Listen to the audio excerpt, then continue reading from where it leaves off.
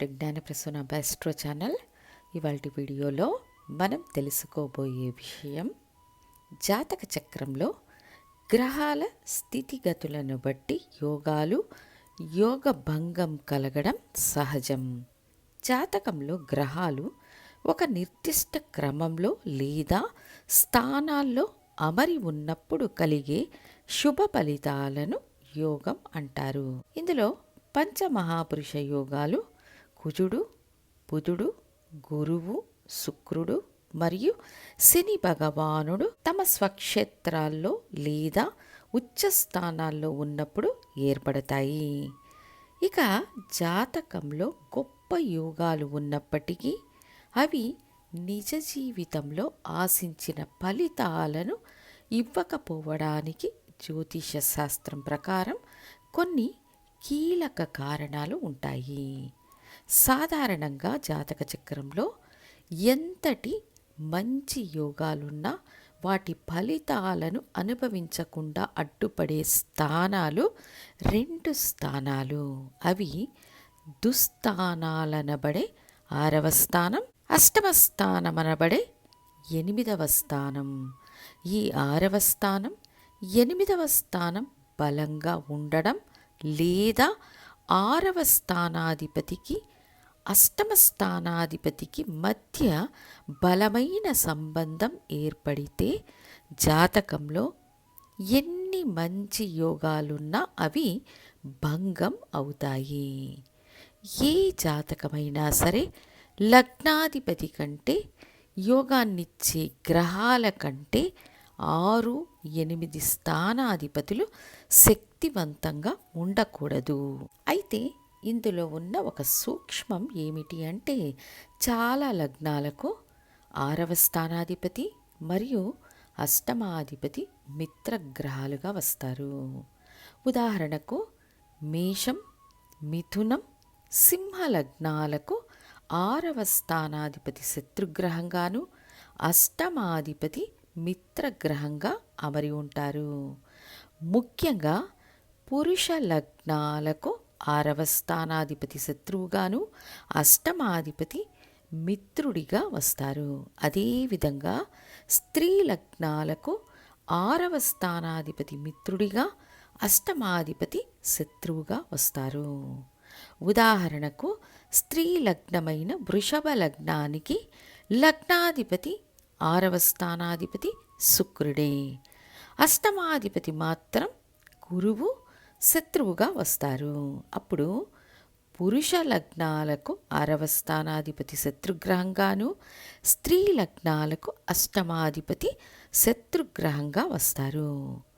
పురుష లగ్నాలైన మేషం, మిథునం, సింహం, తుల, ధనుస్సు, కుంభం ఈ 6 లగ్నాలకు 6వ స్థానాధిపతి బలంగా ఉండకూడదు.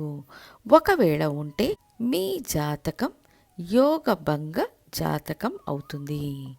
ఉదాహరణకు మేష లగ్నానికి 6వ స్థానాధిపతి అయిన బుధుడు ఉచ్చ స్థితిని పొందితే జాతకంలో ఉండే యోగాలు 50% కంటే తక్కువగా పనిచేస్తాయి.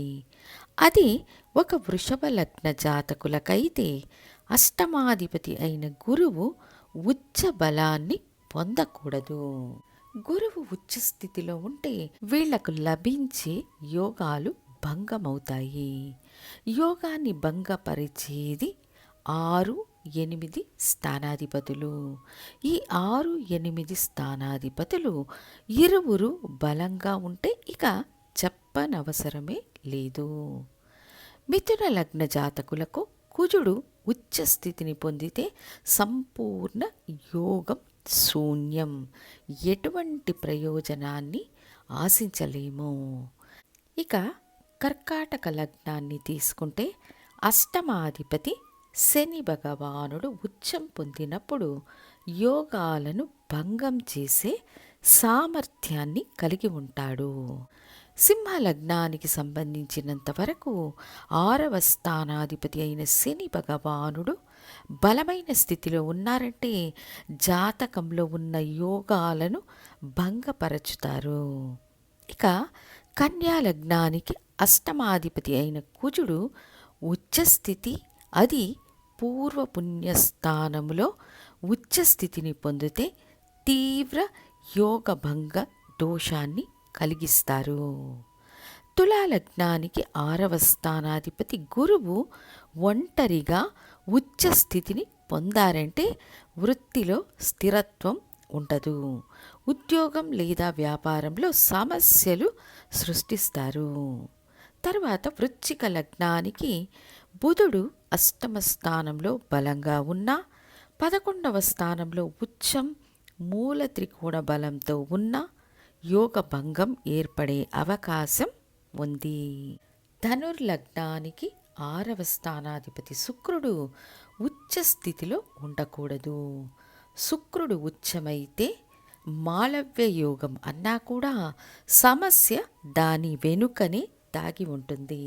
ఒక మకర లగ్నానికి రవి భగవానుడు బలంగా ఉండడం యోగభంగాన్ని ఏర్పరుచుతుంది. జీవితం బాగుంటుంది, కానీ కష్టపడి ఒక మోస్తరు స్థాయిలో ఉంటారు, అంతేకాని విజేతలు కారు. అష్టమాధిపతి ఉచ్చం ఏదో ఒక విధంగా మానసిక వేదన, కుటుంబ జీవితంలో సమస్యలు, సంతానం ద్వారా బాధలు లేదా సంబంధ బాంధవ్యాల ద్వారా ద్రోహాలను ఎదుర్కొనేలా చేస్తుంది. ఇదే యోగభంగం. ఇక కుంభలగ్నానికి 6వ స్థానాధిపతి చంద్రుడు ఉచ్చస్థితిలో ఉన్న, 6వ స్థానంలో బలంగా ఉన్న, పౌర్ణమి యోగంలో ఉన్న యోగభంగం ఏర్పడుతుంది. మీన లగ్నానికి సంబంధించినంత వరకు అష్టమాధిపతి శుక్రుడు ఉచ్చస్థితిలో లగ్నంలో అమరి ఉంటే లేదా 8వ స్థానంలోనే స్వంత రాశి మూల త్రికోణ బలంతో ఉంటే యోగభంగం ఏర్పడుతుంది. కాబట్టి మన శత్రువు ఎవరో మనం చూసుకోవాలి. అతను శక్తివంతుడై ఉండకూడదు. జ్యోతిష శాస్త్రం ప్రకారం ఒక వ్యక్తికి యోగ ప్రయోజనాలు లభించకపోతే దాని వెనుకన ఉన్న అతి ముఖ్య కారణాలను మనం పరిశీలించవలసి ఉంటుంది అని తెలియజేస్తూ మళ్ళీ ఇంకొక ముఖ్య వీడియోతో మీ ముందుంటాను. ధన్యవాదాలు.